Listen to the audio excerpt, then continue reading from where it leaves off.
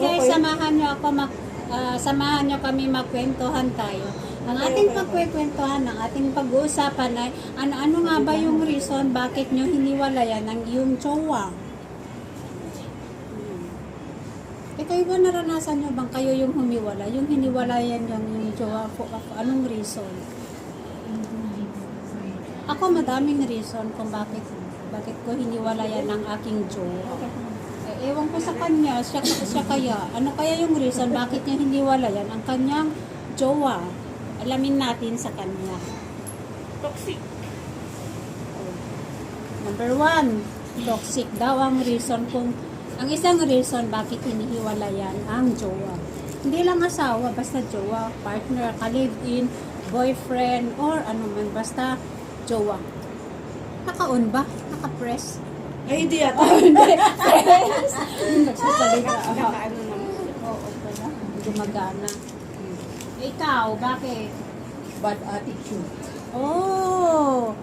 Anong number? Second, reason, bad attitude. Totoo naman.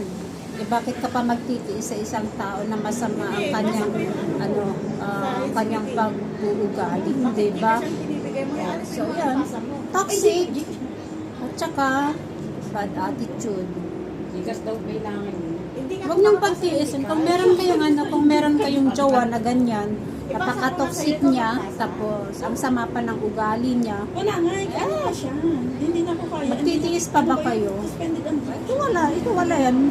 Iwalayan na ninyo, hindi ba? Suspended niya, hindi ko siya. Nadidelay siya. Paano ako makapagpasa ng ano?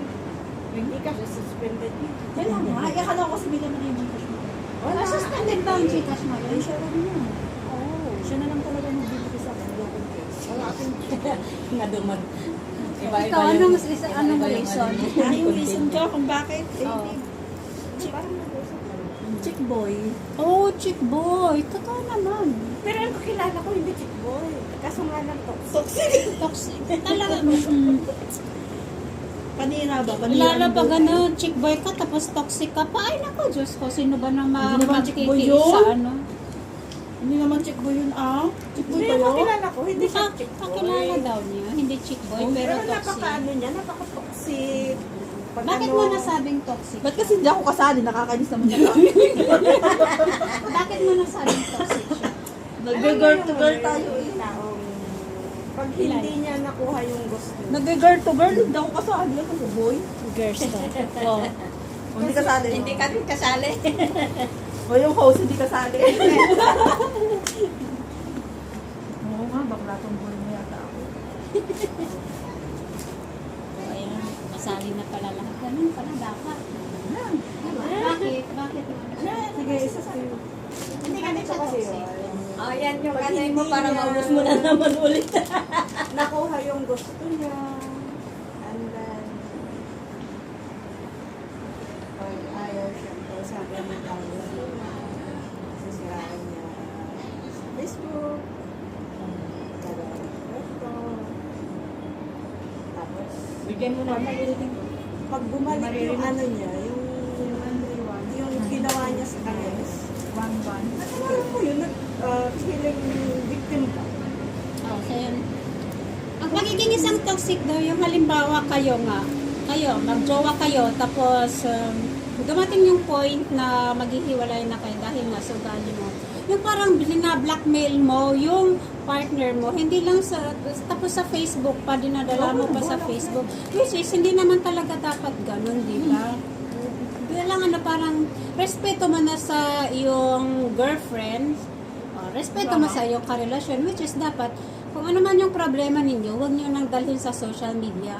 At saka, hindi dapat iwasan yung pag-blackmail. Kasi minsan naman magmahalan kayong dalawa, hindi ba? Lalo kung alam nyo na may mga involved na masasaktan. Yung respeto na lang sa naging karelasyon ninyo, hindi ba? Hindi porket wala na kayo. Kung halimbawa, kung ayaw na din ng partner mo, huwag mo nang ipilit yung sarili mo, hindi. Tsaka pinakapangit talaga yung i-blackmail mo yung girlfriend mo. At Tsaka hindi na yan, kasi hindi na yan love eh. Lalabas na makasarili ka, hindi mo talaga siya totoong minahal. Kasi kung minahal mo siya, kahit naghiwalay kayo, andun pa rin yung pagre-respeto mo sa kanya. Galang, respeto. Diba? Isa lang word naman yun, isang ibig sabihin naman yun. Respeto, galang, galang, respeto. Diba? Diba? True. Oo, ganyan dapat. Kasi minsan naman naging kayo, naging masaya naman kayong dalawa. Di ba, Ashi? Tama. Dagdagan mo naman, tama lang yung sinabi mo. Ano ba ba sabihin mo? Oo, talaga naman. Naging masaya. Oh, naging makulay yung buhay. Tapos biglang magsisiraan ka na. Diba? Parang ang pangit. Dapat tumingin ka sa camera. Tumingin ka sa camera. Oo. Tumingin ka sa... Basta ang alam ko, kota na ako. Kotang-kota ka na sa... Kotang-kota na. So ito, meron tayong hihingan ng advice kasi magaling siyang mag-advise. Ako? Oo. And Ano ang mai-advise mo sa sa couple na naghiwalay tapos may isang tao na nang blah-blah na? Ano yung pwede mong mai-advise sa isa doon? Huwag mo naman ulang. Hindi, ganyan para marinig. Pero iayos ko yung volume na lang. Kasi ulit-ulitin ko pa. Move on. Yun lang ang ano ko kasi hiwalay ako. Yun lang naman ang move on. Tanggapin mo yung katotohanan na ayaw na sa'yo ng tao. Lalo na kung may ginawa kang ikakasira ng buhay mo. Diba? Tama. Tsaka isipin mo yung mga tulong ba na naibigay niya sa'yo. Yun na lang isipin mo before mo siyang siraan. Or before mo siya ipangalandakan. Na once na naging kayo. Yung pang ipapahiya mo siya sa soklat. Just because ayaw na niya sa'yo. Ayaw nang bumalik sa'yo. Kasi ang problema is, kung nasa sa'yo yung problema, hindi maaari. Ngayon, imbis na magbago ka. Kumbaga, pinanindigan mo na yung toxic mong ugali. Na hindi ka tanggap-tanggap. Tapos ang mahirap doon, wala niyang bumalik. Sisiraan mo siya na hindi mo inisip na mayroon siyang pamilya na masasaktan. Dahil sa mga ginagawa. Tama naman. Hindi, at saka hindi, ano yan. Pag nag-end na yung isang relasyon, sabi mo, accept and move on and look around. Ganyan. Huwag tayong, huwag nang ipilit yung ayaw.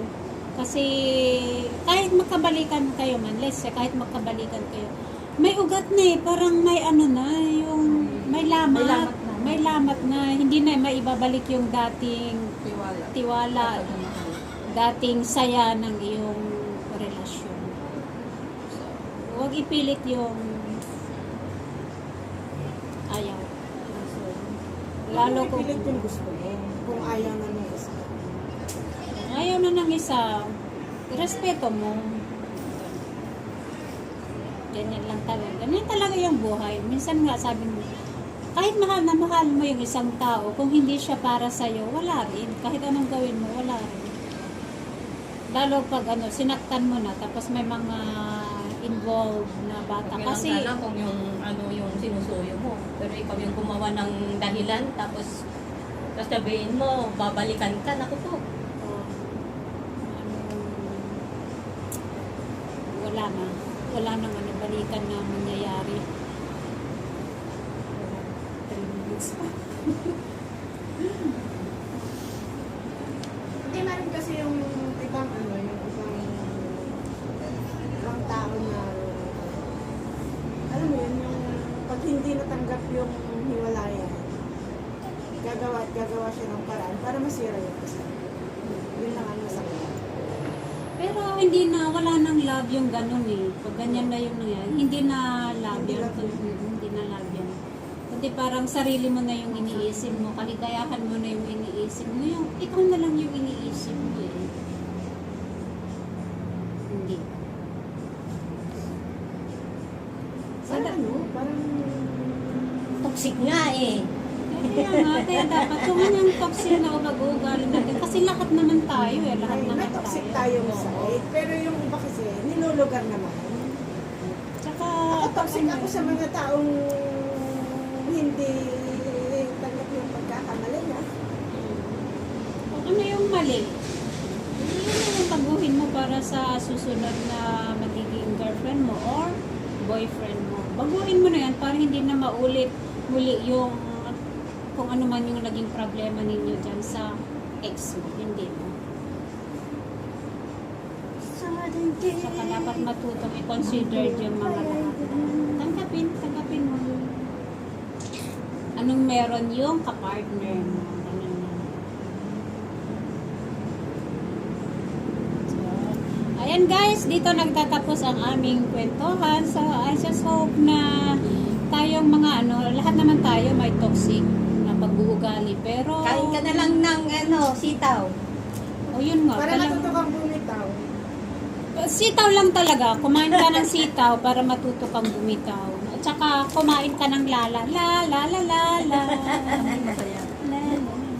So ayun guys, thanks for watching. Manood kayo ulit sa susunod. Hindi, makipag-chismisan ulit kayo sa susunod na kabanata. Love, love. Love lang. Move on. Move on na. Okay. Magje-January na January na 2020. Magbago ka na din ng jowa. Kasi ayaw na sa'yo ng jowa mo. Ayaw niyo ng ex mo. Hindi na jowa, ex na yun. Ano ba yun? Nga pala, ex. Sorry. Masisipin natin na hindi tayo asong ulol at hindi tayo sardinas. Ano yung sardinas? Explain. Sinisiksikan yung sarili sa Sa lata. Ang sardinas, Bakit uwi ka na? ang naman walang ulo. Bakit nakapagka na? Hindi ginawa ko eh. Ngayon, nagliligpit na kami dito. Oo, magligpit na tayo. Tayo ba? Uwi kainin